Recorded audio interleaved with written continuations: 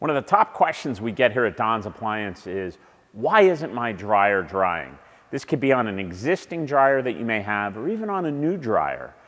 And the number one cause of any drying issues in a dryer has to deal with lint. And that could be a twofold part. So it either could be your lint filter on an existing dryer may be full. So you may have the filter like this that's in the front of the dryer door, or you may have one on top that pulls out. So you always want to make sure your lint filter is clean after every load.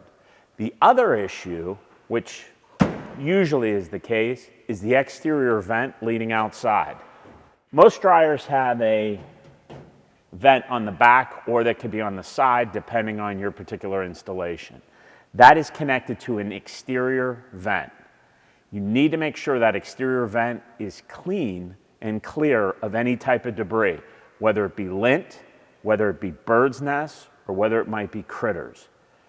You need to really make sure that that's cleaned at least once a year, because that'll always ensure that your dryer is going to work efficiently, but also that can prevent any type of fires, because the number one cause of dryer fires is lint. So we always want to make sure we get rid as much of the lint buildup as possible, and you will always have then a efficient running dryer.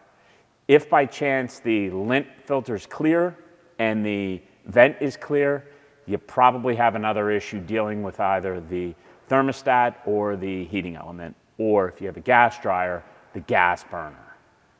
If you have any other questions about this or any other appliance question, be sure to go to Don's Appliances and leave a comment below.